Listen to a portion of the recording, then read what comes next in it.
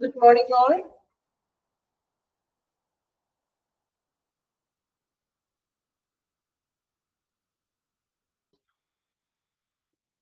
Okay, class start ചെയ്യണേണ്. ഇപ്പൊ കഴിഞ്ഞ ക്ലാസ്സിൽ നമ്മൾ ട്രാൻസ്ഫർ ഓഫ് പേഷ്യന്റ് എന്ന് പറഞ്ഞ ചാപ്റ്റർ ആണ് എടുത്തുകൊണ്ടിരുന്നത്. അതില് പേഷ്യൻസിന്റെ ട്രാൻസ്ഫർ ABC അല്ലെ, ABCD 4 ടൈപ്പാണ് പറഞ്ഞത്. അതിൽ നമ്മുടെ എയർവേ, ബ്രീത്തിങ്, സർക്കുലേഷൻ വരെയാണ് പറഞ്ഞു നിർത്തിയത് ലാസ്റ്റ് ക്ലാസ്. ഓക്കെ, ഓർമ്മയുണ്ടോ? എയർവേ, ബ്രീത്തിങ്, സർക്കുലേഷൻ പറഞ്ഞത്. ഓക്കെ, ഇനി നമ്മൾ നെക്സ്റ്റ് ആ ഒരു സെക്ഷനിൽ തന്നെ ABCD എന്നാണല്ലോ പറഞ്ഞത്. അപ്പോ A എന്ന് പറഞ്ഞാൽ എയർവേ എന്ന് പറഞ്ഞു. ദെൻ ബ്രീത്തിങ് അല്ലെ, എയർവേയിൽ നമ്മൾ പറഞ്ഞത് ട്യൂബ് ഒക്കെ എടുത്ത പേഷ്യൻസുകളാണ് അല്ലെ, എൻഡോട്രയാറ്റിക് ട്യൂബ്, നാസോഗ്യാസ്ട്രിക് ട്യൂബ് ഒക്കെ എടുത്ത പേഷ്യൻസ് ആണ് എയർവേയിൽ ഇൻക്ലൂഡ് ആവുന്നത്. ദെൻ ബ്രീത്തിങ്ങിൽ നമ്മൾ പറഞ്ഞു ന്യൂമോതൊറാക്സ് ഒക്കെ ഉള്ള പേഷ്യൻസുകള്, അങ്ങനെയുള്ള കാര്യങ്ങളൊക്കെയാണ്. ദെൻ സർക്കുലേഷൻസിൽ നമ്മൾ പറഞ്ഞു രക്തസ്രാവം വരിക, അപ്പോ അതിനാവശ്യമായിട്ടുള്ള ബ്ലഡ് ഒക്കെ അവൈലബിൾ ആയിരിക്കണം. ദെൻ അടുത്തത് നാലാമതായിട്ട് ഇത് പറയുന്നത് disability or neurological status. Okay, disability or neurological status എന്താണ് അവിടെ പറയുന്നത് നോക്കാം കേട്ടോ. Patients with head injury should have their Glasgow coma scale underline ചെയ്യാം കേട്ടോ. എക്സാമ്പിൾ ചോദിക്കാറുണ്ട്. Full form GCS. Adequately monitored and recorded in a document before in the course of the transfer and before administration of any sedative paralytic agent.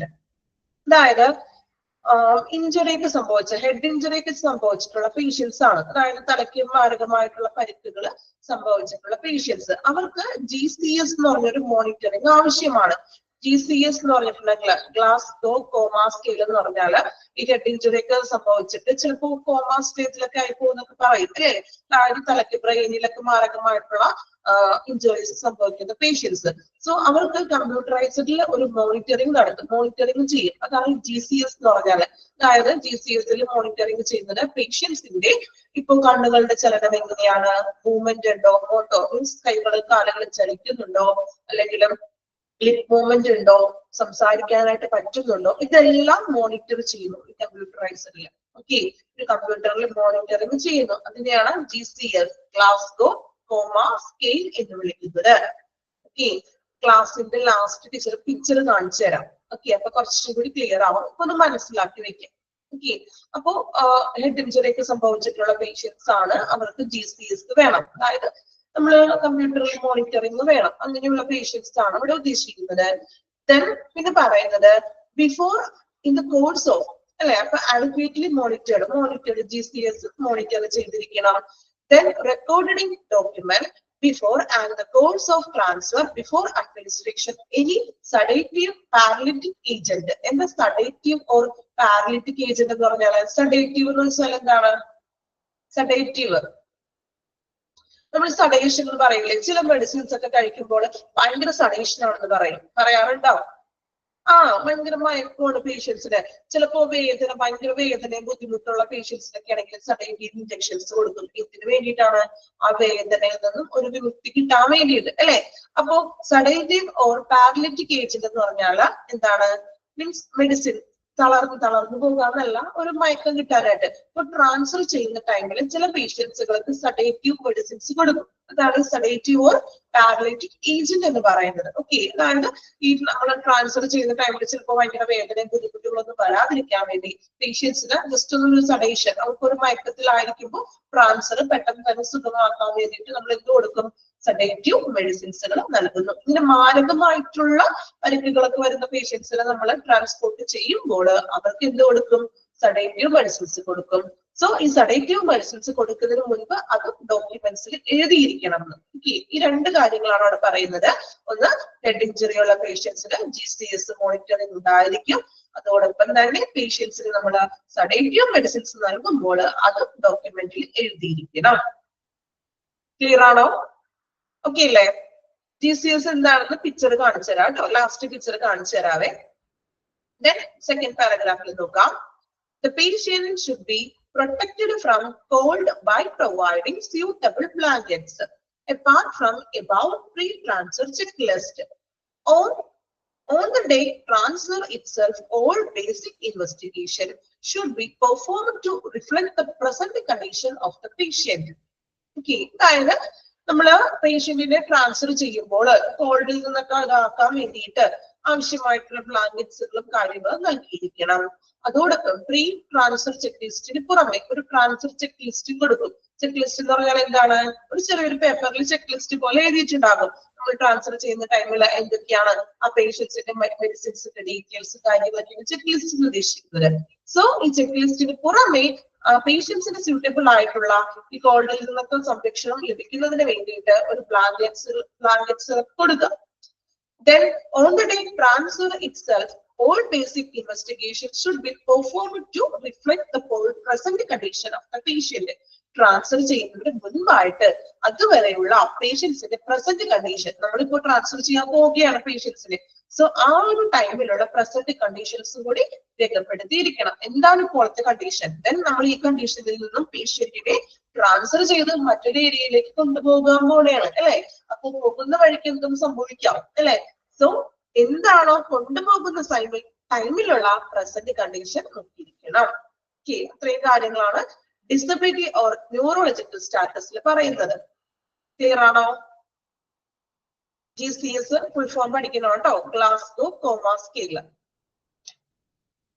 Okay, ഇത് കുറച്ച് നിങ്ങൾ സമയമെടുത്ത് പഠിക്കാൻ തന്നെ ഉണ്ട് ചാപ്റ്റർ.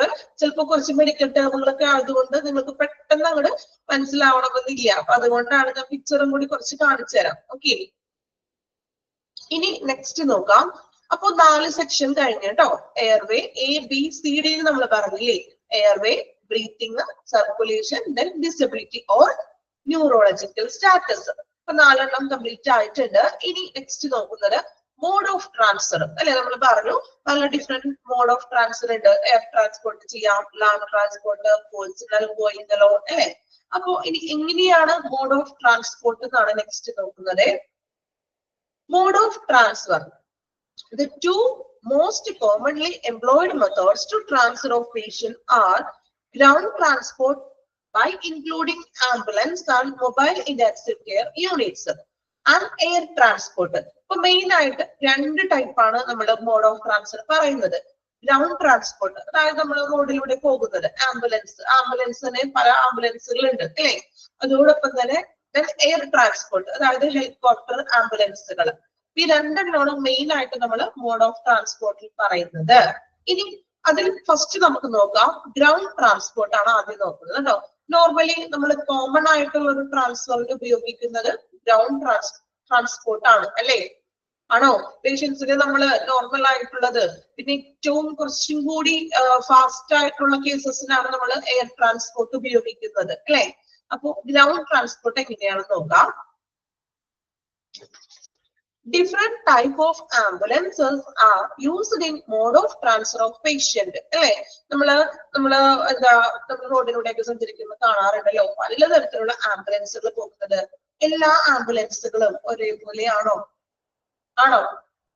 എന്തൊക്കെയാണ് നിങ്ങൾക്ക് അതിനെ കുറിച്ചുള്ള ഒരു അറിവ്? അല്ല, എങ്ങനെയാണ് ആംബുലൻസുകൾ വ്യത്യസ്തപ്പെട്ടിരിക്കുന്നത്? എങ്ങനെയൊക്കെയാണ് വ്യത്യസ്തപ്പെട്ടിരിക്കുന്നത്? എമർജൻസി ആംബുലൻസുകൾ ഉണ്ട്. വേറെ ഇത് മാത്രം ഓർമ്മയുള്ളൂ?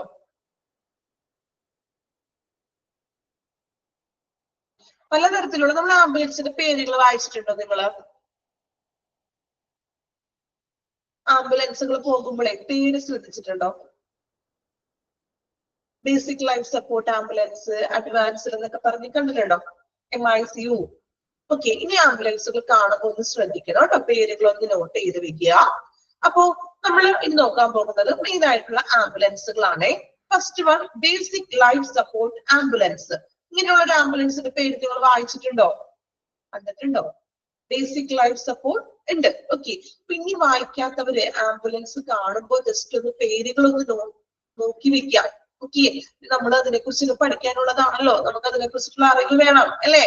അപ്പോ ആംബുലൻസുകൾ കാണുമ്പോൾ പേരുകളൊക്കെ ഒന്ന് നോട്ട് ചെയ്ത് വെക്കാം. നമ്മൾ ഈ പഠിക്കുന്ന പേരുകളൊക്കെ ഉണ്ടോ എന്നൊക്കെ ഒന്ന് ചെക്ക് ചെയ്യാം. ഓക്കെ, നോക്കാം. ഫസ്റ്റ് വണ്ണാണ് നമ്മൾ പറയുന്നത് ബേസിക് ലൈഫ് സപ്പോർട്ട് ആംബുലൻസ്. നോക്കാം. These ambulances are conditioned with adequate staff and monitoring devices to shift patient without life-threatening conditions. And this can only provide basic life support service. ഒരു basic life support ambulance എന്ന് പറഞ്ഞിട്ടുണ്ടെങ്കിൽ അത്യാവശ്യം വേണ്ടുന്ന കുറച്ച് monitoring ഡിവൈസസുകൾ ഉണ്ടാകും, adequate സ്റ്റാഫും അതിൽ available ആണ്. വിത്തൗട്ട് ഷിഫ്റ്റ്, നമ്മുടെ പേഷ്യൻസിനെ ഷിഫ്റ്റ് ചെയ്യാനാണ് നമ്മൾ ഇത് ഉപയോഗിക്കുന്നത്. വിത്തൗട്ട് ലൈഫ് ത്രെട്ടനിങ് കണ്ടീഷൻ, അതായത് വലിയ ജീവന ഭീഷണി ഇല്ലാത്ത തരത്തിലുള്ള പേഷ്യൻസ്, അതായത് വലിയ ക്രിട്ടിക്കൽ സിറ്റുവേഷനുകളും അല്ലാത്ത രീതിയിലുള്ള പേഷ്യൻസിന് ബേസിക് ലൈഫ് ഒരു സർവീസ് കൊടുക്കാൻ വേണ്ടിയിട്ട് അത്യാവശ്യമുള്ള, ചിലപ്പോൾ ഒരു കൂടുതൽ നല്ല ട്രീറ്റ്മെന്റിന് വേണ്ടി മറ്റൊരു ഹോസ്പിറ്റലിലേക്ക് റെഫർ ചെയ്യുന്ന അല്ലെങ്കിൽ ട്രാൻസ്ഫർ ചെയ്യുന്ന പേഷ്യൻസ് ആകാം, അല്ലെ? അപ്പൊ അങ്ങനെയുള്ള സിറ്റുവേഷൻ ക്രിട്ടിക്കൽ അല്ല, പേഷ്യന്റ് ക്രിട്ടിക്കൽ അല്ല, അത്യാവശ്യം ജീവന ഭീഷണി ഇല്ലാത്ത തരത്തിലുള്ള കേസസുകളൊക്കെയാണ് നമ്മുടെ ബേസിക് ലൈഫ് സപ്പോർട്ട് ആംബുലൻസിൽ ഉപയോഗിക്കുന്നത്. ക്ലിയർ ആണോ? ബേസിക് ലൈഫ് സപ്പോർട്ട്, അതായത് വിത്തൗട്ട് ലൈഫ് ത്രെട്ടനിങ്, ആ ഒരു പോയിന്റ് മാത്രം നിങ്ങൾ ശ്രദ്ധിക്കാം. ഓക്കെ, വിത്തൗട്ട് ലൈഫ് ത്രെട്ടനിങ്, ജീവന് ഭീഷണി ഇല്ലാത്ത രീതിയിലുള്ള പേഷ്യൻസ്, അല്ലെ? അപ്പൊ അവരെയാണ് നമ്മൾ ബേസിക് ലൈഫ് സപ്പോർട്ട് ആംബുലൻസിൽ ഷിഫ്റ്റ് ചെയ്യുന്നത്. ഓക്കെ, ഇനി second one advanced life support ambulance. ഈ പേര് ശ്രദ്ധിച്ചിട്ടുണ്ടോ? കണ്ടിട്ടുണ്ടോ ആരെങ്കിലോ ആംബുലൻസിൽ എഴുതി വെച്ചിരിക്കുന്നതായിട്ട്? ഓക്കെ, ഇനി എന്താണ് അഡ്വാൻസ്ഡ് ലൈഫ് സപ്പോർട്ട് ആംബുലൻസ് എന്ന് നോക്കാം. These ambulances can provide modern life support services like endotracheal intubation, cardiac monitoring, defibrillation administration of intravenous fluids or vasopressors. അല്ലെ? അപ്പൊ നമ്മൾ പറഞ്ഞു ലൈഫ്, ബേസിക് ലൈഫ് എന്ന് പറയുമ്പോൾ ജീവന അധികം ഭീഷണിയൊന്നുമില്ല, വലിയ ക്രിട്ടിക്കൽ സ്റ്റേജ് അല്ല. പക്ഷേ അഡ്വാൻസ്ഡ് ലൈഫ് സപ്പോർട്ട് എന്ന് പറയുമ്പോൾ മോഡേൺ ലൈഫ് സപ്പോർട്ട് സർവീസസ് ആണ് അവിടെ പ്രൊവൈഡ് ചെയ്യുന്നത്. ലൈക്ക് എൻഡോട്രയാക്കൽ ട്യൂബ്, അല്ലെ? നമ്മൾ പറഞ്ഞില്ലേ ഇവിടേക്ക് ട്യൂബ് ഇടുന്ന പേഷ്യൻസുകൾ കുറച്ച് ക്രിട്ടിക്കൽ ആയിട്ടുള്ള പേഷ്യൻസ് ആണ്, അല്ലെ? കുറച്ച് എൻഡോട്രയാക്കൽ ട്യൂബും കാർഡിയാക് മോണിറ്ററിംഗ്, ചിലപ്പോൾ ഹാർട്ട് അറ്റാക്ക് ഒക്കെ സംഭവിച്ചിട്ട് കാർഡിയാക് മോണിറ്ററിംഗ് ഒക്കെ ആവശ്യമുള്ളത്. ഡിഫിബ്രിലേഷൻ, എന്താ ഡിഫിബ്രിലേഷൻ വെച്ചിട്ടുണ്ടെങ്കിൽ ഡിഫിബ്രിലേറ്റർ കേട്ടിട്ടുണ്ടോ? ഡിഫിബ്രിലേറ്റർ അതായത് നമ്മുടെ ഹൃദയത്തിന്റെ എന്താണ്, ഹൃദയം നിലയ്ക്കുന്ന ഒരു അവസ്ഥ വരുമ്പോൾ നമ്മൾ ഡിഫിബ്രിലേറ്റർ എന്ന് പറഞ്ഞൊരു മെഷീൻ വെച്ചിട്ടാണ് നോർമൽ ബ്രീത്തിലോട്ട് പേഷ്യൻസിനെ കൊണ്ടുവരാനായിട്ട് ശ്രമിക്കുന്നത്. ആണോ? നിങ്ങൾ ഫിലിമിലൊക്കെ കണ്ടിട്ടുണ്ടാവുമല്ലോ, കാണുന്നുണ്ടോ? ഈ ആക്സിഡൻസ് ഒക്കെ സംഭവിക്കുമ്പോൾ റോഡിലൊക്കെ വന്നിട്ട് ഈ ഒരു ചെറിയ ബോക്സ് പോലത്തെ സംഭവം നമ്മുടെ നെഞ്ചിനോട് ഹാർട്ടിനോട് ചെയ്തിട്ട് പ്രസ് ചെയ്തെടുക്കുന്നത്. ഡിഫിബ്രിലേറ്റർ മോണിറ്ററിംഗ് മീൻസ് എക്യുപ്മെന്റ് എന്ന് പറഞ്ഞ ചാപ്റ്റർ വരുന്നുണ്ട്, അത് ഡീറ്റെയിൽ ആയിട്ട് പഠിക്കാനുണ്ട് കേട്ടോ. അപ്പോ എന്താണ് പറയുന്നത്? എൻഡോട്രയാക്കൽ ഇന്റബ്ലേഷൻ, അതായത് ട്യൂബൊക്കെ ഇട്ട പേഷ്യൻസുകള്, അതുപോലെ കാർഡിയാക് മോണിറ്ററിംഗ്, ഡിഫിബ്രിലേഷൻ മീൻസ് നമ്മളുടെ ശ്വസനത്തിന്, അതായത് ജീവന് അപകടപ്പെടുത്തുന്ന പ്രോബ്ലംസ്, നമുക്ക് ബുദ്ധിമുട്ടൊക്കെ ഉള്ളത്, അതായത് ഹാർട്ട് അറ്റാക്ക് ഒക്കെ വരില്ലേ, അങ്ങനെയുള്ള സിറ്റുവേഷൻസ്, ഇവരൊക്കെയാണ് നമ്മൾ അഡ്വാൻസ്ഡ് ലൈഫ് സപ്പോർട്ട് ആംബുലൻസിൽ ട്രാൻസ്ഫർ ചെയ്യുന്നത്. These are adequately staffed and made ready for shifting patients with a life-threatening condition. കണ്ടോ? ആദ്യം നമ്മൾ പറഞ്ഞു ബേസിക് ലൈഫ് സപ്പോർട്ടില് without life threatening, advanced life support എന്ന് പറയുമ്പോൾ ലൈഫ് ത്രെട്ടനിങ് കണ്ടീഷൻ. ഓക്കെ, ജീവന് ഭീഷണിയുള്ള, അതായത് അത്രയും ക്രിട്ടിക്കൽ ആയിട്ടുള്ള സിറ്റുവേഷൻസിലാണ് നമ്മൾ അഡ്വാൻസ്ഡ് ലൈഫ് സപ്പോർട്ട് ആംബുലൻസ് ആവശ്യമായി വരുന്നത്. ക്ലിയർ ആണോ? രണ്ട് ക്ലിയർ ആണോ? ബേസിക് ലൈഫ് സപ്പോർട്ട് എന്ന് പറയുന്നത് വിത്തൗട്ട് ലൈഫ് ത്രെട്ടനിങ്, വലിയ ക്രിട്ടിക്കൽ ഒന്നല്ലാത്ത പേഷ്യൻസ് ആണ്. അഡ്വാൻസ്ഡ് ലൈഫ് സപ്പോർട്ട് എന്ന് പറയുമ്പോൾ കുറച്ചും കൂടി എൻഡോട്രയാക്കൽ ട്യൂബും അല്ലെങ്കിൽ അങ്ങനെയുള്ള പ്രശ്നങ്ങളൊക്കെ ഉള്ള പേഷ്യൻസ് ആണ്. ഓക്കെ, ലൈഫ് ത്രെട്ടനിങ് പേഷ്യൻസ്, ആ ഒരു പോയിന്റ് ഓർത്ത് വെക്കുക കേട്ടോ, നിങ്ങൾക്ക് മാറിപ്പോകാതിരിക്കാൻ ഏറ്റവും എളുപ്പം ആ ഒറ്റ പോയിന്റ് ഓർത്തിരിക്കാം. ബേസിക് എന്ന് പറയുമ്പോൾ വിത്തൗട്ട് ലൈഫ് ത്രെട്ടനിങ് ആണ്, അഡ്വാൻസ്ഡ് എന്ന് പറയുമ്പോൾ ലൈഫ് ത്രെട്ടനിങ് ആണ്. ഓക്കെ, ഇനി ലാസ്റ്റ് വൺ MICU, അല്ലെ? മെഡിക്കൽ ഇന്റൻസീവ് കെയർ യൂണിറ്റ് ആണ്. These are specialized vehicle with all equipment and staff to transfer patients who are critically ill. Critical ആയിട്ട് illness ആയിട്ടുള്ള patients ആണ്. സ്പെഷ്യലൈസ്ഡ് വെഹിക്കിൾ ആണ്, അതിൽ ഒത്തിരി എക്യുപ്മെന്റ്സുകൾ ഉണ്ട്, ദെൻ സ്റ്റാഫുകളും അവൈലബിൾ ആണ്. And are usually used in a combination with a specialist retrieval team in a few developed countries. ഇത് കുറച്ചും കൂടി നമ്മൾ ഡെവലപ്ഡ് ആയിട്ടുള്ള കൺട്രീസിലൊക്കെയാണ് ഉപയോഗിച്ച് വരുന്നത്. അപ്പോ സ്പെഷ്യലൈസ്ഡ് ആയിട്ടുള്ള റിട്രൈവൽ ടീം, റിട്രൈവൽ എന്ന് വെച്ചാൽ എന്താണ്, വീണ്ടെടുക്കൽ.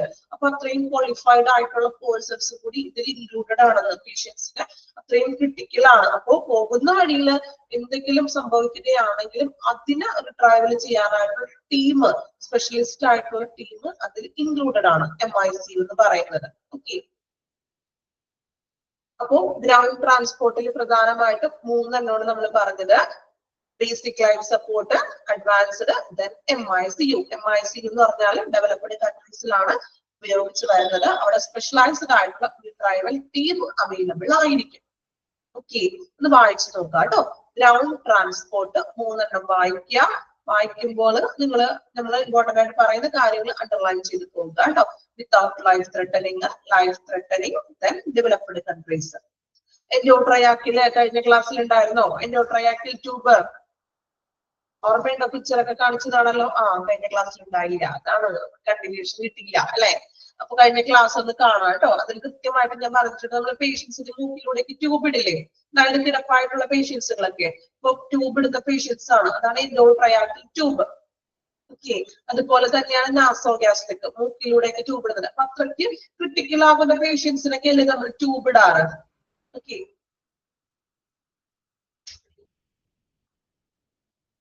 ക്ലാസ്സുകൾ മിസ്സാകുമ്പോൾ അത് കാണാം കേട്ടോ. റെക്കോർഡ് ക്ലാസ് കാണണേ, മിസ്സായിട്ടുണ്ടെങ്കിൽ അത്.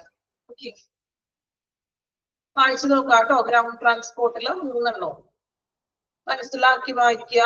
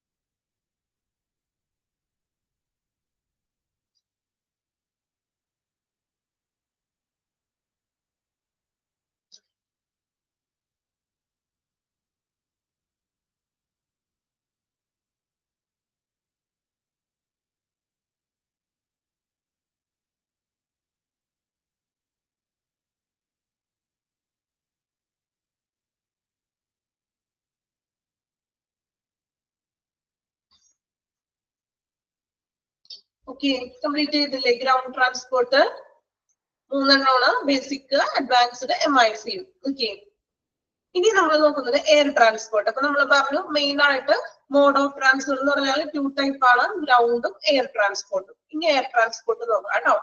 The use of air transport has been increasing in developed countries because of the advantages of swift transport by including specialized medical care. അല്ലെ, ഇപ്പൊ എയർ ട്രാൻസ്പോർട്ട് കൂടുതലായിട്ടും ഉപയോഗിച്ച് വരുന്നത് എവിടെയാണ്? കുറച്ചും കൂടി ഡെവലപ്ഡ് ആയിട്ടുള്ള കൺട്രീസിലാണ്. ദെൻ അഡ്വാൻറ്റേജസ് ഓഫ്, അതിന്റെ ഒരു അഡ്വാൻറ്റേജ് എന്ന് പറഞ്ഞാൽ സ്വിഫ്റ്റ് ട്രാൻസ്പോർട്ട് ആണെന്ന്. എന്താ സ്വിഫ്റ്റ് ട്രാൻസ്പോർട്ട് എന്ന് വെച്ചാല്? സ്വിഫ്റ്റ് ട്രാൻസ്പോർട്ട് ഏറ്റവും ഫാസ്റ്റ് ആയിട്ടുള്ള അല്ലെ, വേഗത്തിലുള്ള ഒരു ട്രാൻസ്പോർട്ടിംഗ് ആണ്. By including specialised medical care, അതോടൊപ്പം തന്നെ അതിനകത്ത് സ്പെഷ്യലൈസ്ഡ് ആയിട്ടുള്ള മെഡിക്കൽ കെയറിംഗും ഇൻക്ലൂഡഡ് ആണ്. എക്യുപ്മെന്റ്സും മോണിറ്ററിംഗ് എല്ലാം ഇൻക്ലൂഡഡ് ആയിരിക്കും.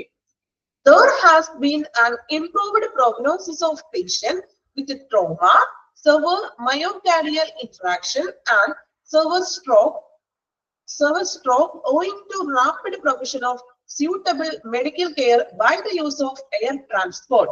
അപ്പോൾ എയർ ട്രാൻസ്പോർട്ട് വളരെ സ്വിഫ്റ്റ് ആയിട്ടുള്ള, ഫാസ്റ്റ് ആയിട്ടുള്ള ട്രാൻസ്പോർട്ട് ആണ്. കൂടുതലായിട്ടും നമ്മൾ ഇത് ഉപയോഗിക്കുന്നത് ഏതെല്ലാം പേഷ്യൻസിനാണെന്ന്. Okay, patient with trauma. ഇന്ന് ട്രോമ പേഷ്യൻസ് എന്ന് പറഞ്ഞാൽ ട്രോമ കേട്ടിട്ടുണ്ടോ? ട്രോമ റെഡിയില്ല, അതായത് ഭയങ്കര വീഴ്ചകളും ആഘാതങ്ങളൊക്കെ സംഭവിക്കുന്ന പേഷ്യൻസുകൾ അല്ലെ. അതായത് ഭയങ്കര എന്താ പറയാ, ഭയങ്കര ക്രിട്ടിക്കൽ ആയിട്ടുള്ള സ്റ്റേജസ് ആണ് അത്. ഇഞ്ചുറിക്ക് സംഭവിക്കുന്നത് മാരകമായിട്ടുള്ള വീഴ്ചകൾ. ഓക്കെ, ഹെഡ് ഇഞ്ചുറി ഒക്കെ അതിൽ ഇൻക്ലൂഡഡ് ആണ്. ദെൻ അതോടൊപ്പം തന്നെ സെർവർ മയോകാർഡിയൽ ഇൻഫ്രാക്ഷൻ. എന്താ മയോകാർഡിയൽ ഇൻഫ്രാക്ഷൻ എന്ന് പറഞ്ഞാൽ? മയോകാർഡിയൽ അതായത് ഹാർട്ട് അറ്റാക്ക് ഇല്ലേ, അതിന്റെ അതുപോലെ തന്നെ, അതായത് ഹൃദയം നിലയ്ക്കുന്ന ഒരു അവസ്ഥയ്ക്ക് വരിക, cardiac arrest. Then server stroke, തളർച്ച അല്ലെ, തളരുക എന്നൊക്കെ പറയുന്നത്, തളർന്നു പോകുക, പെട്ടെന്ന് ഒരു സൈഡൊക്കെ തളർന്നു പോകുക, അങ്ങനെയുള്ള സിറ്റുവേഷൻസുകൾ. ദെൻ റാപ്പിഡ് ടു ഇപ്പൊ ഇത്രയും കേസുകളൊക്കെയാണ് നമ്മൾ എയർ ട്രാൻസ്പോർട്ട് മെയിൻ ആയിട്ട് ഉപയോഗിക്കുന്നത്. ട്രോമ, അതുപോലെ തന്നെ മയോകാർഡിയൽ ഇൻഫ്രാക്ഷനും സ്ട്രോക്ക് ഒക്കെ വരുമ്പോഴാണ്, അതായത് ഫാസ്റ്റ് ആയിട്ട് എത്തിക്കാൻ വേണ്ടിയിട്ട് പേഷ്യൻസിന്. ചിലപ്പോൾ ഗ്രൗണ്ട് ട്രാൻസ്പോർട്ടിൽ അത്രയും ഫാസ്റ്റ് ആണ് എങ്കിൽ പോലും പെട്ടെന്ന് തന്നെ നമ്മൾ ചികിത്സ ട്രീറ്റ്മെന്റ് സ്റ്റാർട്ട് ചെയ്യുന്ന ഒരു കണ്ടീഷൻ വരുമല്ലോ, അപ്പോഴൊക്കെയാണ് നമ്മൾ എയർ ട്രാൻസ്പോർട്ട് കൂടുതലും ഉപയോഗിച്ച് വരുന്നത്. ദെൻ ഇനി the patient who are more likely to get benefit from air transport. ഏതെല്ലാം പേഷ്യൻസിനാണ് നമ്മൾ എയർ ട്രാൻസ്പോർട്ടിന്റെ ബെനിഫിറ്റ് ഉള്ളത്? ഏതെല്ലാം ആയിരിക്കും? ഡെവലപ്ഡ് കൺട്രീസിലാണെന്ന് നമ്മൾ പറഞ്ഞു, എങ്കിലും നമ്മളുടെ ഇവിടെയും നമ്മളുടെ ഇപ്പൊ കേരളത്തിലാണെങ്കിൽ പോലും നമ്മൾ എയർ ട്രാൻസ്പോർട്ട് പല രീതിയിൽ ഉപയോഗിക്കാറുണ്ട്. ഏതെങ്കിലും ഒരു എക്സാമ്പിൾ പറയാമോ എയർ ട്രാൻസ്പോർട്ട് ഉപയോഗിക്കുന്നത്? നിങ്ങൾ വായിക്കണ്ട, വായിക്കാതെ തന്നെ ഒറ്റയടിക്ക് പറയാൻ പറ്റും. ഒന്ന് ആലോചിച്ച് നോക്കിയേ, നമ്മൾ എയർ ട്രാൻസ്പോർട്ടിൽ ചെയ്യുന്നത് ഓർഗൻ അല്ലെ, ഓർഗൻ ട്രാൻസ്പ്ലാന്റേഷൻ ചെയ്യുമ്പോൾ നമ്മൾ ന്യൂസിലൊക്കെ കാണില്ലേ, ഭയങ്കര അത്രയും പ്രൊട്ടക്റ്റീവ് ആയിട്ടല്ലേ, വളരെ ഫാസ്റ്റ് ആയിട്ടാണ് നമ്മൾ ചില എയർ ട്രാൻസ്പോർട്ടാണ് ഉപയോഗിക്കുന്നത്. എന്താണ്, ഇത്ര മണിക്കൂറിനുള്ളിൽ ഈ ഓർഗൻ ട്രാൻസ്പ്ലാന്റേഷൻ ചെയ്യണം എന്നുണ്ട് അല്ലെ, എങ്കിലും അത് സക്സസ് ആകുള്ളൂ. സോ അതിന് വേണ്ടിയിട്ട് നമ്മൾ ഇതുപോലെ സ്വിഫ്റ്റ് ട്രാൻസ്ഫർ ആണോ, അതിന് വേണ്ടിയിട്ട് ഏറ്റവും മോസ്റ്റ് ബെനിഫിറ്റ് എന്ന് പറഞ്ഞിട്ടുണ്ടെങ്കിൽ എയർ ട്രാൻസ്പോർട്ട് ആർക്കാണ്? ഓർഗൻ ട്രാൻസ്പ്ലാന്റ് ചെയ്യുമ്പോഴാണ് അല്ലെ. നമ്മുടെ ന്യൂസിലൊക്കെ കാണാറില്ലേ? ഉണ്ടോ? കാണാറില്ലേ? നമ്മൾ അത്രയും ഫാസ്റ്റിൽ അവർ അവിടെ നിന്ന് എടുത്ത് ദെൻ നമ്മൾ എയർ ഹെലികോപ്റ്ററിലൊക്കെ കൊണ്ടുപോയി ദെൻ അടുത്ത ട്രാൻസ്ഫർ ചെയ്യുന്ന ഹോസ്പിറ്റലിലേക്ക് എത്തിച്ച് ദെൻ അതിന്റെ സർജറി ട്രീറ്റ്മെന്റ്സുകളൊക്കെ നടക്കുന്നത് നോക്കാം. അപ്പോ ഇനി ആർക്കൊക്കെയാണ് എയർ ട്രാൻസ്പോർട്ട് ബെനിഫിറ്റ് ആയിട്ടുള്ളതെന്നാണ് പറയുന്നത്, ശ്രദ്ധിക്കുക. Patient with the severe trauma and penetrating chest injuries, multi-system injuries, crash injuries, or patient with unstable vital signs. നോക്കാം. സെർവർ ട്രോമ അല്ലെ, നമ്മൾ പറഞ്ഞു ഭയങ്കര വലിയ വീഴ്ചകളോ ഹെഡ് ഇഞ്ചുറീസ് വരുന്നത്. പെനേട്രേറ്റിംഗ് ചെസ്റ്റ് ഇഞ്ചുറീസ്, എന്താ പെനേട്രേറ്റിംഗ് എന്ന് ഉദ്ദേശിക്കുന്നത്? പെനേട്രേറ്റിംഗ് ചെസ്റ്റ് ഇഞ്ചുറീസ് അതായത് കുത്തി മുറിവേൽപ്പിക്കുക എന്നൊക്കെ പറയില്ലേ, കുത്തു കേസുകളൊക്കെ വരില്ലേ, അതായത് നമ്മുടെ നെഞ്ചിലേക്ക് തുളഞ്ഞു കയറുന്ന മുറിവുകൾ, അത്തരത്തിലുള്ള ഏറ്റവും പെനേട്രേറ്റിംഗ് എന്ന് വെച്ചാൽ മുറിവ് മീൻസ് തുളഞ്ഞു കയറുന്ന മുറിവുകള്. മൾട്ടി സിസ്റ്റം ഇഞ്ചുറീസ്, പലതരത്തിലുള്ള ഇഞ്ചുറീസുകള്. ക്രഷ് ഇഞ്ചുറീസ്, ക്രഷ് ചെയ്യാന്ന് വെച്ചാൽ എന്താ അർത്ഥം? ക്രഷ് ചെയ്യുക എന്ന് പറയില്ലേ നമ്മള് കോമൺ ആയിട്ട്, എന്താ ക്രഷ് ചെയ്യുക? ചതക്കുക എന്നൊക്കെ പറയില്ലേ, ചതക്കുക. അപ്പൊ ക്രഷ് ഇഞ്ചുറീസ് എന്ന് പറഞ്ഞാൽ പരിക്കുകൾ മീൻസ് ആക്സിഡന്റ് ഒക്കെ പറ്റുമ്പോൾ ചിലപ്പോൾ ഇങ്ങനെ ചതക്കി പോവുക, അങ്ങനെയുള്ള കേസുകൾ. മുറിവെല്ലാം മെഷീൻസ് ഇഞ്ചുറീസ് ഇതൊക്കെ എക്സാമ്പിൾ ആണ് അങ്ങനെയുള്ള കേസുകള്. ദെൻ അൺസ്റ്റേബിൾ വൈറ്റൽ സയൻസ്, അതായത് ശരീരത്തിന്റെ പല എന്തെങ്കിലും ബുദ്ധിമുട്ടുകൾ, പല അടയാളങ്ങളൊക്കെ കാണിക്കുന്നതൊക്കെയാണ് നമ്മൾ എയർ ട്രാൻസ്പോർട്ടിന് പറയുന്ന പേഷ്യൻസുകള്.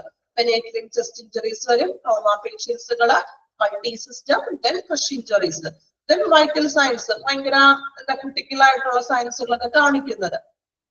Second one, patient with acute coronary syndrome in crucial need of revascularization procedure. എന്താണ് പറയുന്നത്? അക്യൂട്ട് കൊറോണറി സിൻഡ്രോം കേട്ടിട്ടുണ്ടോ? അക്യൂട്ട് ACS എന്ന് പറയോ അതിനെ? അക്യൂട്ട് കൊറോണറി സിൻഡ്രോം ആർക്കെങ്കിലും അറിയോ?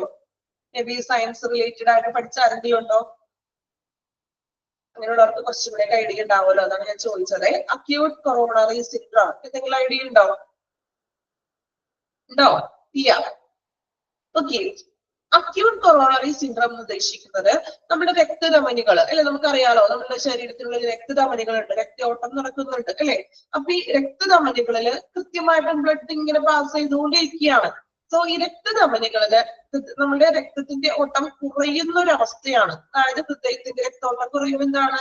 ഹൃദയത്തിന്റെ ഒരു ഭാഗം ശരിയായിട്ട് പ്രവർത്തിക്കില്ല അല്ലെ. ഹൃദയം നല്ല രീതിയിൽ പ്രവർത്തിക്കണമെങ്കിൽ ബ്ലഡ് പമ്പ് ചെയ്യണം അല്ലെ. നല്ല രീതിയിൽ ബ്ലഡ് പമ്പ് ചെയ്താൽ മാത്രമേ നമ്മുടെ ഹൃദയം നല്ല രീതിയിൽ പ്രവർത്തിക്കുള്ളൂ. സോ അക്യൂട്ട് കൊറോണറി സിൻഡ്രോം എന്ന് പറഞ്ഞാല് രക്തയോട്ടം കുറയുന്നൊരവസ്ഥ. രക്തയോട്ടം കുറയുമ്പോൾ ഇപ്പൊ ബ്ലഡ് ചിലപ്പോൾ ക്ലോട്ട് ആയി പോകുന്നതായിരിക്കാം അല്ലെ. അപ്പൊ ഈ ബ്ലഡ് ക്ലോട്ട് ആകുന്ന ടൈമിൽ നമ്മുടെ ഹാർട്ട് നല്ല രീതിയിൽ വർക്ക് ചെയ്യില്ല അല്ലെ. അപ്പൊ crucial need of revascularisation procedure. Revascularisation procedure എന്ന് പറഞ്ഞാൽ ഈ രക്തയോട്ടത്തിന് നോർമൽ ആക്കുന്ന ഒരു പ്രൊസീജിയർ ആണ്. എക്സാമ്പിൾ നമുക്ക് വേണമെങ്കിൽ പറയാം, എന്താണ്, ആൻജിയോഗ്രാം, ആൻജിയോപ്ലാസ്റ്റി ഒക്കെ ചെയ്യില്ലേ, അതൊക്കെയാണ് അതിന്റെ റിവാസ്കുലറൈസേഷന് എക്സാമ്പിൾ എന്ന് പറയുന്നത്. അതായത് നമ്മൾ ബ്ലോക്ക് ആയി കിടക്കുന്ന ഏരിയയിൽ നമ്മൾ കണ്ടെത്തിയിട്ട് ആ ബ്ലോക്ക് മാറ്റുന്ന ഒരു പ്രൊസീജിയർ, അതിനെയാണ് റിവാസ്കുലറൈസേഷൻ എന്ന് വിളിക്കാം. ഓക്കെ, ഒരുപാട് ഡീറ്റെയിൽ ആയിട്ടൊന്നും പഠിക്കാനില്ലാട്ടൊന്നും നിങ്ങൾക്ക്, അത് തന്നിരിക്കുന്നത് മാത്രം പഠിക്കാനുള്ളൂ. ഇനി ഒട്ടും മനസ്സിലാവാത്തത് കൊണ്ട് ഞാൻ പറഞ്ഞത് മാത്രം സിമ്പിൾ ആയിട്ട്. ഓക്കെ, അത് എക്സാമിന് അങ്ങനെ അതിന്റെ ഉള്ളിൽ നിന്നുള്ളത് എടുത്ത് ചോദിക്കാറൊന്നുമില്ല, പിന്നെ അറിഞ്ഞിരിക്കാൻ വേണ്ടി പറഞ്ഞത് മാത്രം കേട്ടോ. അപ്പൊ അക്യൂട്ട് കൊറോണറി എന്ന് പറഞ്ഞാൽ ഇത്രയേ ഉള്ളൂ, ചെറിയൊരു കാര്യമാണ്. നമ്മുടെ രക്തയോട്ടം നിലയ്ക്കുന്ന ഒരു അവസ്ഥ, ചിലപ്പോൾ ബ്ലഡ് ക്ലോട്ട് ആവുന്നതായിരിക്കാം അല്ലെ. അപ്പോ ബ്ലഡ് നോർമലി പമ്പ് ചെയ്തില്ലെങ്കിൽ എന്തായിരിക്കും നമുക്കറിയാലോ, അത് എന്താണ്, ഓട്ടോമാറ്റിക്കലി ഹൃദയത്തിന്റെ പ്രവർത്തനം കുറയാൻ തുടങ്ങും, നിലയ്ക്കാനൊക്കെ തുടങ്ങും. സോ ഈ ബ്ലോക്ക് ബാധിച്ച ഏരിയകളെ നമ്മള് എന്താണ്, ഇപ്പൊ ബൈപ്പാസോ അല്ലെങ്കിൽ ആൻജിയോപ്ലാസ്റ്റി വഴി നമ്മൾ നേരെയാക്കുന്നതിനെയാണ് റിവാസ്കുലറൈസേഷൻ പ്രൊസീജിയർ എന്ന് വിളിക്കുന്നത്. സോ അത്തരത്തിലുള്ള പേഷ്യൻസിനെ നമുക്ക് എയർ ട്രാൻസ്പോർട്ട് ഉപയോഗിക്കാം. Then cardiac tamponade. എന്താ കാർഡിയാക് ടെമ്പോണൈഡ് എന്ന് വെച്ചിട്ടുണ്ടെങ്കിൽ, കാർഡിയാക് ടെമ്പോണൈഡ് കേട്ടിട്ടുണ്ടോ? അതായത് ഹൃദയ സംബന്ധമായിട്ടുള്ള ഒരു ഇതാണ്. അതായത് നമ്മുടെ ഹാർട്ട് ശരിയായ രീതിയിൽ പ്രവർത്തിക്കാത്തൊരവസ്ഥയാണ് കാർഡിയാക് ടെമ്പോണൈഡ്. അതായത് ഹൃദയത്തിന്റെ നമ്മുടെ ഒരു അറയാണ് എന്ത്, പെരിക്കാർഡിയം എന്ന് കേട്ടിട്ടുണ്ടോ? ചെറിയ ക്ലാസ്സിലൊക്കെ പഠിച്ചിട്ടുണ്ട്, ഓർമ്മയുണ്ടോ? ബയോളജി ക്ലാസ്സിലൊക്കെ പഠിച്ചിട്ടുണ്ടാവും. ഒരു 9th-ലോ 10th-ലൊക്കെ ആയിരിക്കലോ ഹൃദയത്തിന്റെ അറ, പെരിക്കാർഡിയം എന്ന് പറഞ്ഞൊരു അറ കേട്ടിട്ടുണ്ടോ? ഓർമ്മയില്ല പഴയ കാര്യങ്ങള്. ഓക്കെ, അപ്പൊ ഹൃദയത്തിന്റെ ഒരു അറയാണ് പെരിക്കാർഡിയം എന്ന് പറഞ്ഞൊരു അറയുണ്ട്. ആ ഹൃദയത്തിന്റെ അറകളില് ഫ്ലൂയിഡ്സുകൾ നിറയുന്ന ഒരു അവസ്ഥേനെയാണ് നമ്മൾ കാർഡിയാക് ടെമ്പോണൈഡ് എന്ന് വിളിക്കുന്നത്. ഓക്കെ, ഹൃദയത്തിന്റെ അറ, അതായത് പെരിക്കാർഡിയം എന്ന് പറഞ്ഞൊരു അറയാണ്. ആ അറയുടെ ഉള്ളില് ഫ്ലൂയിഡ്സ് വന്ന് നിറയുന്ന ഒരു അവസ്ഥ. ഓക്കെ, ഫ്ലൂയിഡ്സ് വന്ന് നിറയുമ്പോൾ ഹൃദയത്തിന്റെ പ്രവർത്തനം ചെറിയ രീതിയിൽ നിലയ്ക്കുന്നു, ശരിയായ രീതിയിൽ നടക്കില്ല. അപ്പൊ അത്തരത്തിലുള്ള പേഷ്യൻസിനെ നമ്മൾ എന്ത് ചെയ്യുന്നു, എയർ ട്രാൻസ്പോർട്ട് ഉപയോഗിക്കാം. അതൊക്കെ പെട്ടെന്ന് തന്നെ ട്രീറ്റ്മെന്റ് ആവശ്യമായിട്ടുള്ള കേസുകളാണ് അല്ലെ. ഇപ്പൊ ബ്ലഡ് ക്ലോട്ട് ആകുന്നതും ഇതുപോലെ ഹൃദയത്തിന്റെ പ്രവർത്തനം നിലയ്ക്കുക, കുറയുക എന്നൊക്കെ പറഞ്ഞാല് അപ്പൊ തന്നെ സഡൻ ട്രീറ്റ്മെന്റ് ലഭിക്കണം. അതിനു വേണ്ടിയിട്ടാണ് നമ്മൾ എയർ ട്രാൻസ്പോർട്ട് ഉപയോഗിക്കുന്നത്.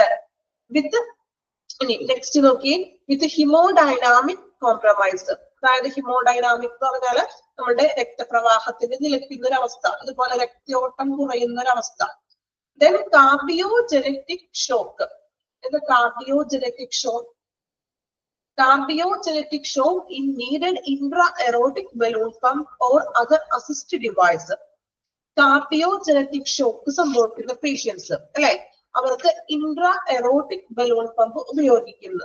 നോക്കാം, കാർഡിയോജെനറ്റിക് എന്ന് പറഞ്ഞിട്ടുണ്ടെങ്കിൽ എന്താണ്, ഹൃദയത്തില് മെയിൻ ആയിട്ട് ഈ ബ്ലഡ് പമ്പ് ചെയ്യുന്ന കാര്യങ്ങളാണ് ഈ ഫുള്ള് പറയുന്നത്. ഓക്കെ, അതായത് ഹൃദയത്തിലേക്ക് രക്തയോട്ടം നിൽക്കുമ്പോൾ ബ്ലഡ് കറക്റ്റ് ആയിട്ടുള്ള ഒരു സർക്കുലേഷൻ അവിടെ നടക്കില്ല.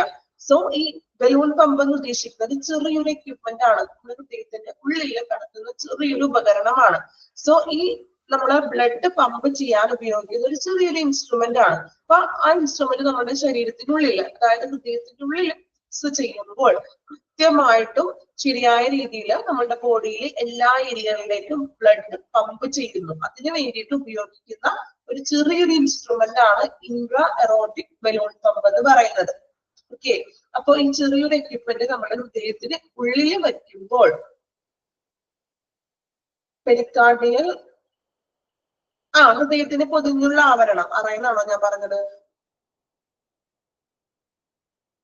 ഒരു സംശയം എന്നാണോ? ഓക്കെ, ആ പെരിക്കാർഡിയം എന്ന് പറഞ്ഞാല് ഹൃദയത്തിന് നമ്മൾ പൊതിഞ്ഞു സൂക്ഷിക്കുന്ന ഒരു ആവരണം, ഹൃദയത്തിന്റെ ആവരണം എന്നാണ് നമ്മൾ ഉദ്ദേശിക്കുന്നത് അല്ലെ.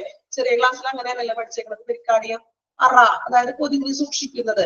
അതിന്റെ ഉള്ളില് ദ്രാവകം, അറയെന്നാണ് ഞാൻ പറഞ്ഞത്. ഓക്കെ ഓക്കെ, തെറ്റിപ്പോയിട്ടോ. ഹൃദയത്തിന്റെ അറയെന്നാണല്ലേ പറഞ്ഞത്, ആവരണമാണ് കേട്ടോ, പറഞ്ഞിട്ട് മാറിപ്പോയി. ഹൃദയത്തിനെ പൊതിഞ്ഞു സൂക്ഷിക്കുന്ന ഒരു ആവരണം എന്ന് പറയും. അപ്പൊ അതിന്റെ ഉള്ളില് ഫ്ലൂയിഡ് നിറയുന്നത് കേട്ടോ. ഇത് ഡീറ്റെയിൽ ആയിട്ടൊന്നും പഠിക്കാനില്ല നിങ്ങൾക്ക്, പിന്നെ അറിയില്ലാത്തത് കൊണ്ട് ചിലപ്പോ സയൻസ് ബേസിക് ഇല്ലാത്തവരൊക്കെ ഉണ്ടാവുമല്ലോ, അപ്പൊ അറിഞ്ഞിരിക്കണമല്ലോ നമ്മള്. അതിന്റെ ഉള്ളിൽ നിന്ന് ക്വസ്റ്റ്യൻസ് ഒന്നും ചോദിക്കില്ല. അറിഞ്ഞിരിക്കാൻ വേണ്ടി ഞാൻ പറയുന്നത് മാത്രം കേട്ടോ. അത് നോട്ടൊന്നും എഴുതേണ്ട കാര്യമൊന്നുമില്ല, അറിഞ്ഞിരിക്കുക നിങ്ങൾ. ഓക്കെ. അപ്പോ ഇൻട്രാ-എറോട്ടിക് ബലൂൺ പമ്പ് എന്ന് പറഞ്ഞാൽ ചെറിയൊരു ഇൻസ്ട്രുമെന്റ് ആണ്. അതായത് നമ്മുടെ ബോഡിയിലേക്ക് കൃത്യമായിട്ടും അളവില്, ശരിയായിട്ടുള്ള അളവില് ബ്ലഡ് സർക്കുലേഷൻ ഒക്കെ നടക്കാൻ വേണ്ടി ഉപയോഗിക്കുന്ന ചെറിയൊരു ഇൻസ്ട്രുമെന്റ്. ഇത്തരത്തിലുള്ള പേഷ്യൻസിനും നമ്മൾ എന്ത് ഉപയോഗിക്കുന്നു? എയർ ട്രാൻസ്പോർട്ട് ഉപയോഗിക്കുന്നു. Then patient due to receive organ transplant, അല്ലെ? ഓർഗൻ ട്രാൻസ്പ്ലാന്റ് നമ്മൾ പറഞ്ഞു, നമ്മുടെ അറിവിൽ ഏറ്റവും കൂടുതലായിട്ട് ഓർഗൻ ട്രാൻസ്പ്ലാന്റിന് വേണ്ടിയിട്ടാണ് എയർ ട്രാൻസ്പോർട്ട് ഉപയോഗിക്കുന്നത്. കാരണം ഇത്ര മണിക്കൂറിനുള്ളിൽ ഓർഗൻ ട്രാൻസ്പ്ലാന്റ് ചെയ്യണമെന്നൊക്കെ ഉണ്ട്, അല്ലെ? എങ്കിൽ അത് സക്സസ് ആവുകയുള്ളൂ. സോ അതിനാൽ ഓർഗൻ ട്രാൻസ്പ്ലാന്റിന് ഏറ്റവും ഇമ്പോർട്ടന്റ് ആയിട്ടുള്ള, അല്ലെങ്കിൽ ഏറ്റവും നല്ലൊരു സ്യൂട്ടബിൾ ആയിട്ടുള്ള മോഡ് ഓഫ് ട്രാൻസ്ഫർ എന്ന് പറഞ്ഞാൽ ഏതാണ്? എയർ ട്രാൻസ്പോർട്ട് ആണ്. Okay. Then last one, critically in high risk medical or surgical patients. കുറച്ച് ക്രിട്ടിക്കൽ ആയിട്ടുള്ള സർജറി ഒക്കെ നടന്ന പേഷ്യൻസുകളും ഹൈ റിസ്ക് ഉള്ള പേഷ്യൻസിനെയും നമ്മൾ എയർ ട്രാൻസ്പോർട്ട് ഉപയോഗിച്ച് വരുന്നു.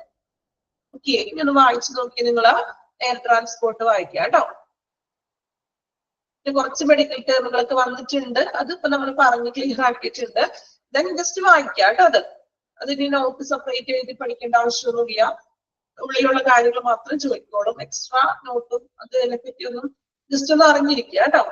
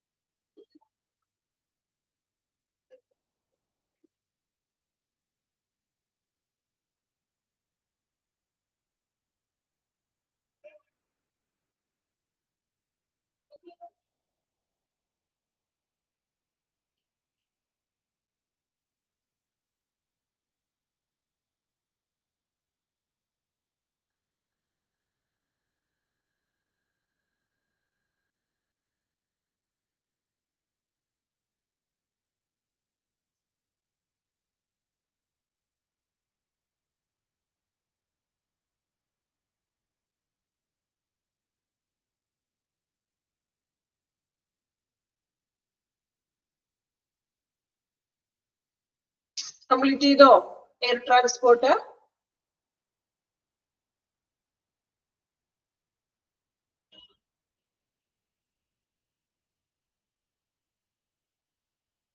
ഓക്കെ. ഇനി നെക്സ്റ്റ് നോക്കാം. അക്കംപെയിനിങ് ദ പേഷ്യന്റ്, അതായത് പേഷ്യന്റിനെ അനുഗമിക്കുക എന്നൊക്കെ ഉള്ളൊരു മീനിങ് ആണ്. It is normally suggested to have at least 2 profession personnel accompanying the patient to be shifted. ഒരു പേഷ്യന്റിനെ നമ്മൾ ഷിഫ്റ്റ് ചെയ്യുന്ന ടൈമിൽ അറ്റ്ലീസ്റ്റ് 2 പ്രൊഫഷൻ പേഴ്സണൽ, അതായത് 2 പ്രൊഫഷണൽ ആയിട്ടുള്ള സ്റ്റാഫുകൾ ആവശ്യമാണ്. The care needed by each patient in the course of transfer relies on the level of patient's critical care, dependency and correspondingly are divided into. അതായത് പേഷ്യന്റിനെ നമ്മൾ ഷിഫ്റ്റ് ചെയ്യുന്ന ടൈമില് അറ്റ്ലീസ്റ്റ് 2 പേഴ്സണൽ, പ്രൊഫഷണൽ ആയിട്ടുള്ള 2 personal ആവശ്യമാണ്. അതോടൊപ്പം തന്നെ അതായത് പേഷ്യൻസിന്റെ ഡിപ്പെൻഡൻസി അനുസരിച്ച്, അതായത് ഓരോ ലെവലുണ്ട് പേഷ്യൻസിന്, അതിനനുസരിച്ചിട്ട് നമുക്ക് അതിനനുസരിച്ചുള്ള സ്റ്റാഫുകളെ അവൈലബിൾ ആയിരിക്കണം. ഇനി നമ്മൾ നോക്കാൻ പോകുന്നത് പേഷ്യൻസിനെ എങ്ങനെയൊക്കെയാണ് ഡിവൈഡ് ചെയ്തിരിക്കുന്നത്. അപ്പൊ ഓരോ ടൈപ്പിലും ഓരോ ലെവലിലുള്ള പേഷ്യൻസിന് അതനുസരിച്ചിട്ടുള്ള സ്റ്റാഫുകള് ഈ ട്രാൻസ്ഫർ ചെയ്യുന്ന ടൈമില് കൂടെ ഉണ്ടായിരിക്കണം. നമ്മൾ ഓരോ ലെവലുകളാണ് പഠിക്കാൻ പോകുന്നത്. ഇമ്പോർട്ടന്റ് ആണ് കേട്ടോ. സിമ്പിൾ ആണ്, മനസ്സിലാക്കി പഠിക്കുക നിങ്ങൾ. ഓക്കെ. അപ്പോ 4 ടൈപ്പ് പേഷ്യൻസ് ആണ് നമുക്ക് പറയുന്നത്. Level 0, level 1, level 2 and level 3. ഇത് സിമ്പിൾ ആക്കി പറഞ്ഞുതരാം കേട്ടോ. പഠിക്കാൻ എളുപ്പത്തിൽ പറഞ്ഞുതരാം. നോക്കാം. ഫസ്റ്റ് വൺ പറയുന്നത് ലെവൽ 1. ലെവൽ 1 എങ്ങനെയൊക്കെ പേഷ്യൻസ് ആണ്, അതായത് അവരുടെ സിറ്റുവേഷൻസ് എന്താണെന്നാണ്, കണ്ടീഷൻസ് ആണ് പറയുന്നത്. ലെവൽ 0 നോക്കാം. It consists of the patient who can manage it at the ward level of ward in a hospital and are normally not needed to be accompanied by any specialized person. അല്ലെ, അതായത് ward ലെവലുള്ള ഒരു transfer ആണ്, അതായത് വലിയ critical ഒന്നും അല്ലാത്ത ഒരു patients ആണ്. വാർഡ് തലങ്ങളിൽ, അതായത് ഇപ്പൊ നമ്മൾ പറഞ്ഞില്ലേ, ഇപ്പൊ ഒരു ഏരിയയിൽ നിന്ന് മറ്റൊരു ഏരിയയിലേക്ക് ട്രാൻസ്ഫർ ചെയ്യുന്ന പേഷ്യൻസ് ആവാം, വാർഡ് ലെവലുള്ള ട്രാൻസ്ഫർ ആണ്. Then normally not needed to be accompanied by any specialized person. അല്ലെ, അതായത് മറ്റു വേറൊരു വ്യക്തികളുടെ ഹെൽപ്പ് ഒന്നും അവിടെ ആവശ്യമില്ലാന്ന്. ലെവൽ 0 ക്ലിയർ ആണോ? വാർഡ് ലെവലായിട്ടുള്ള ട്രാൻസ്ഫർ ആണ്. പേഷ്യൻസിന് വലിയ അധികം ബുദ്ധിമുട്ടുകളൊന്നും ഇല്ലാത്തൊരു പേഷ്യന്റ് ആണ്. സോ അവിടെ എന്താണ്, ഒരു സ്പെഷ്യലൈസ്ഡ് പേഴ്സൺ അക്കമ്പൈൻഡ് ചെയ്യേണ്ട ആവശ്യമില്ലാന്ന്. അക്കമ്പൈൻഡ് ചെയ്യാന്ന് വെച്ചാൽ അനുഗമിക്കുക, കൂടെ പോകേണ്ട ആവശ്യമൊന്നുമില്ല. നോർമൽ വലിയ ബുദ്ധിമുട്ടൊന്നുമില്ല, ഒരു വാർഡിൽ നിന്നും മറ്റൊരു ഏരിയയിലോട്ട് മാറ്റുന്നതാണ്. ഓക്കെ, പേഷ്യൻസിന് ക്രിട്ടിക്കൽ ഒന്നുമല്ല, പ്രശ്നമൊന്നുമില്ല, അതിനാൽ കൂടെ ആരുടെയും ഹെൽപ്പ് ആവശ്യമില്ല. 0 ക്ലിയർ ആണോ? ഒന്നാമത്തെ ഓർഡറിൽ തന്നെയാണ് പോകുന്നത് കേട്ടോ. ദെൻ ലെവൽ 1, അടുത്ത ലെവലിലോട്ട് മാറുമ്പോ എന്താണ് അവിടെ മാറ്റം വന്നിരിക്കുന്നത് നോക്കാം. Level 1, it consists of those patients who are deteriorating condition in the course of transfer but can managed in acute ward setting by the support of critical care team. അതായത് level 1 എന്ന് പറയുമ്പോൾ ഡിറ്ററേറ്ററിംഗ് condition എന്ന് വെച്ചാൽ എന്താണ്?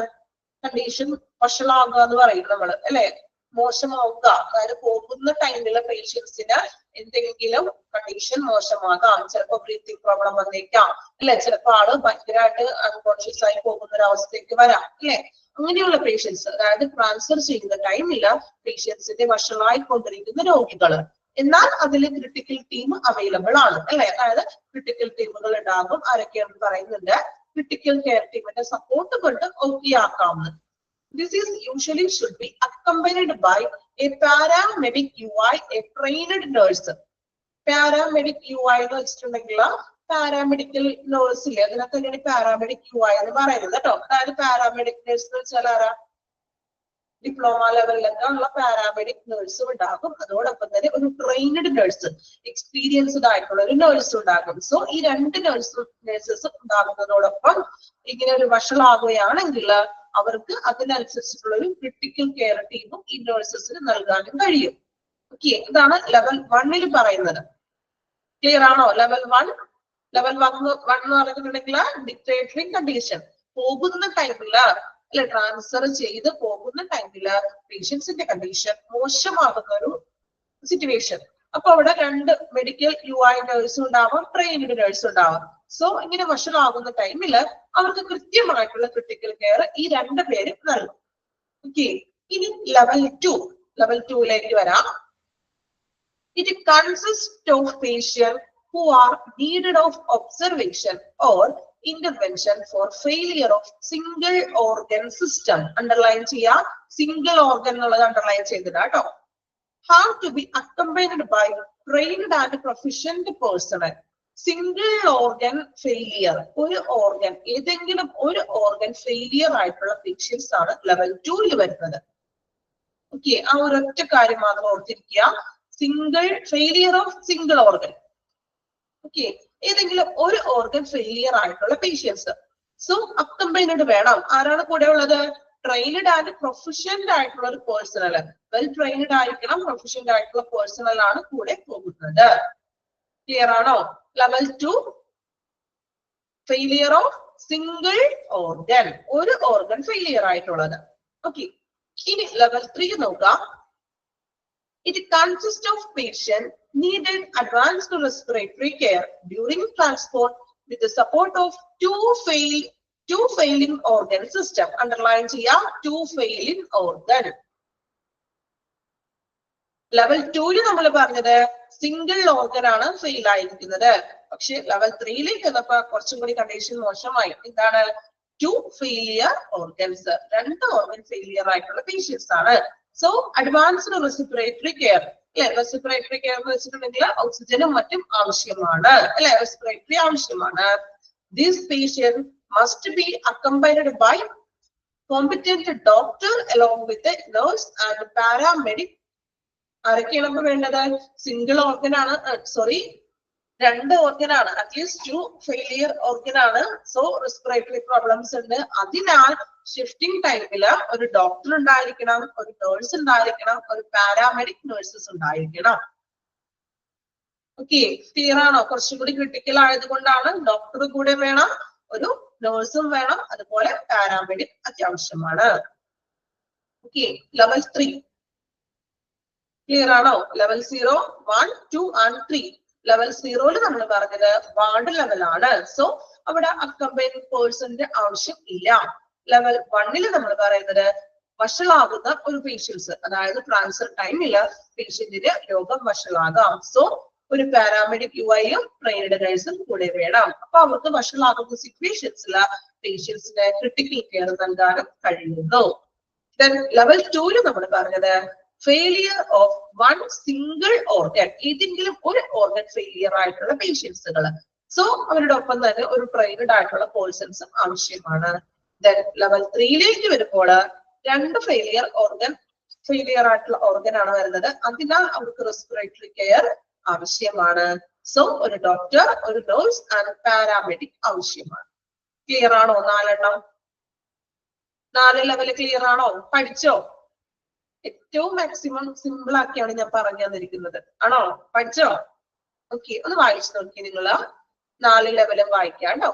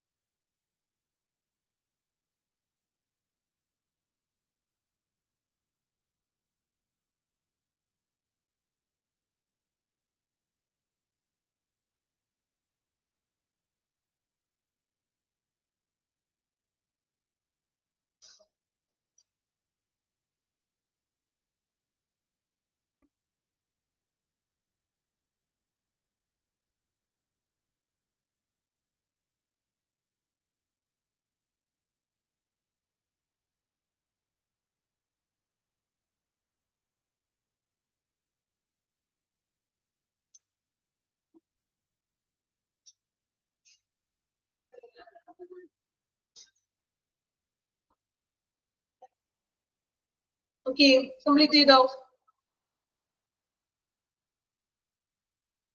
Then ഒന്ന് conclude ചെയ്ത് പറയണേ, ശ്രദ്ധിക്കാം കേട്ടോ. ജസ്റ്റ് അത് conclude ചെയ്യണേണ്. The accompanying person should be aptly trained, competent and experienced, and preferably should have done training in patient transfer and should have enough training in advanced cardiac life support, airway management and critical care. If the physician is not available to shift unstable patients, then the provision of contacting the physician concerned by the transport from should certainly be ready for service. Okay, അതായത് ഇപ്പൊ നമ്മൾ പറഞ്ഞു accompanying ചെയ്യാനായിട്ട് ഓരോ ലെവലിനനുസരിച്ചിട്ട് അതിനുള്ള നേഴ്സും ഡോക്ടേഴ്സും പോയിരിക്കണം. So ഈ accompanied person, അതായത് transfer ചെയ്യുന്ന ടൈമിൽ കൂടെ പോകുന്ന പേഴ്സൺസ് ട്രെയിനഡ് ആയിട്ടുള്ള പേഴ്സൺസ് ആയിരിക്കണം. അതുപോലെ അവർക്ക് എക്സ്പീരിയൻസ്ഡ് ഉണ്ടായിരിക്കണം. മീൻസ് ട്രാൻസ്ഫർ ചെയ്യുന്ന ടൈമിൽ കൂടെ പോകുന്നത് ജസ്റ്റ് ഒരു ട്രെയിനിങ് സ്റ്റാഫുകളായിരിക്കരുത്, മറിച്ച് നല്ലൊരു എക്സ്പീരിയൻസ്ഡ് ആയിട്ടുള്ള പ്രിഫറബിൾ ആയിട്ടുള്ള സ്റ്റാഫുകളെയാണ് നമ്മൾ ട്രാൻസ്ഫർ ചെയ്യുന്ന ടൈമിൽ വിടുന്നത്. ദെൻ അവർക്ക് അഡ്വാൻസ്ഡ് കാർഡിയാക് ലൈഫ് സപ്പോർട്ട്, പുതിയ ടെക്നോളജി ലൈഫ് സപ്പോർട്ടിനെ കുറിച്ച് അറിവ് വേണം. എയർവേ മാനേജ്മെന്റ്, ക്രിട്ടിക്കൽ കെയർ, ഇതിനെ കുറിച്ചുള്ള അറിവ് ഉണ്ടായിരിക്കണം. എയർവേ, അതായത് ട്യൂബൊക്കെ ഇടുന്ന പേഷ്യൻസ് ഒക്കെ ഉണ്ടാവുമല്ലോ, അപ്പൊ ഈ ട്യൂബൊക്കെ മെയിൻറ്റെയിൻ ചെയ്യാനും അത് ഹാൻഡിൽ ചെയ്യാനൊക്കെ ആയിട്ടുള്ള ഒരു നോളജ് അല്ലെങ്കിൽ ആ ഒരു എക്സ്പീരിയൻസ് ഉണ്ടായിരിക്കണം. If the physician is not available, ചിലപ്പോൾ ട്രാൻസ്ഫർ ചെയ്യുന്ന ആ ടൈമില് ഫിസിഷ്യൻ അവൈലബിൾ അല്ല എങ്കിലും ഇവർക്ക് ഇതെല്ലാം കൈകാര്യം ചെയ്യാൻ കഴിയണം. അതായത് അത്രയും എക്സ്പീരിയൻസ്ഡ് ആയിട്ടുള്ള സ്റ്റാഫുകൾ ആയിരിക്കണം നമ്മൾ ട്രാൻസ്ഫർ ചെയ്യുന്ന ടൈമിൽ പേഷ്യൻസിന്റെ ഒപ്പം കൂടെ വിടുവാൻ. കാരണം ഇങ്ങനെ പോകുന്ന വഴിക്ക് ചിലപ്പോ എന്തെങ്കിലും മേബി കണ്ടീഷൻസ് മോശമാകാം അല്ലെ. അത് ഒന്നും അറിയാത്ത ഒരാള് ഇപ്പൊ ട്യൂബ് ഇട്ട ഒരു പേഷ്യന്റ് ആണെന്ന് വിചാരിക്കാം. അപ്പൊ ചിലപ്പോ എന്തെങ്കിലും ബുദ്ധിമുട്ടുകൾ വരികയാണെങ്കിൽ ആ ട്യൂബ് ചിലപ്പോൾ നീക്കം ചെയ്യാനോ അല്ലെങ്കിൽ അത് കറക്റ്റ് പൊസിഷൻ ആക്കാനോ മറ്റൊക്കെ അറിവുണ്ടായിരിക്കണം അല്ലെ. അപ്പൊ അത്തരത്തിലുള്ള അറിവൊക്കെയുള്ള പേഷ്യൻസിന് അല്ലെങ്കിൽ അത്രയും എക്സ്പീരിയൻസ്ഡ് ആയിട്ടുള്ള പേഴ്സൺസിന് മാത്രമേ ഈ ട്രാൻസ്ഫർ ചെയ്യുന്ന വേളയിൽ നമ്മൾ അക്കംപൈൻ ചെയ്ത് വിടാൻ പാടുള്ളൂ. ഇത്രയുമാണ് പറയുന്നത് കേട്ടോ. ഇനി നെക്സ്റ്റ് നമുക്ക് വരുന്നത് എക്യുപ്മെന്റ്, ഡ്രഗ്സ് ആൻഡ് മോണിറ്ററിംഗ് ആണ്. അടുത്തൊരു സെക്ഷൻ ആണ്. എന്തൊക്കെയാണ് നമ്മൾ ഒരു പേഷ്യന്റിനെ ട്രാൻസ്ഫർ ചെയ്യുമ്പോൾ വേണ്ടുന്ന ഉപകരണങ്ങൾ. ഓക്കെ, അത് നമുക്ക് ഇനി നെക്സ്റ്റ് ക്ലാസ്സിൽ എടുക്കാം. നെക്സ്റ്റ് ക്ലാസ്സിൽ മതിയില്ലേ? ഇന്ന് ഇത്ര എടുത്തിട്ടുണ്ട്. ഇവിടുത്തെ അത്രയും ക്ലിയർ ആണോ? കുറച്ച് എടുത്തിട്ടുള്ളൂ എങ്കിലും അത് അത്യാവശ്യം പറയാനുണ്ട്. ക്ലിയർ ആണോ എല്ലാവർക്കും? നന്നായിട്ട് വായിക്കണം കേട്ടോ. ഇന്ന് തന്നെ ഒന്ന് വായിക്കാൻ ശ്രമിക്കാം കേട്ടോ. കാരണം കുറച്ചധികം ഉള്ള കാര്യങ്ങൾ നമ്മൾ സ്വയം അന്നൊന്ന് തന്നെ വായിച്ച് ക്ലിയർ ആക്കാം. എന്തെങ്കിലും ഡൗട്ട്സ് ഉണ്ടെങ്കിൽ നെക്സ്റ്റ് ക്ലാസ്സിൽ ചോദിക്കാം കേട്ടോ. മാക്സിമം ഞാൻ ഷോർട്ട് ആക്കിയിട്ടാണ് പറഞ്ഞു തരുന്നത് നിങ്ങളുടേതായ ഭാഷയിൽ അല്ലെ. അധികം മെഡിക്കൽ ടൈം ഒന്നും പറയാതെ നിങ്ങൾക്ക് മനസ്സിലാകുന്ന രീതിയിലാണ് ഞാൻ പറയുന്നത്. എല്ലാവരും ഒരേ ലെവലല്ലോ അല്ലെ. എല്ലാവരും കുറെ ഗ്യാപ്പുള്ളവരുണ്ടാകാം അല്ലെ. അപ്പൊ അങ്ങനെയുള്ളവർക്ക് എല്ലാവർക്കും ഒരേ ലെവലിൽ മനസ്സിലാകുന്ന രീതിയിലാണ് ഞാൻ പറയുന്നത്. ഓക്കെ ആണോ? ഫോളോ ചെയ്യാൻ പറ്റുന്നുണ്ടോ? ഓക്കെ. അപ്പൊ ഇനി നെക്സ്റ്റ് ക്ലാസ്സിൽ വരുമ്പോൾ ഇവിടം വരെ ഉള്ളത് നോക്കി വരാം കേട്ടോ. വായിച്ചിട്ട് വരണേ, എങ്കിലേ നമുക്ക് കണ്ടിന്യൂഷൻ കിട്ടുള്ളൂ. Okay, thank you all.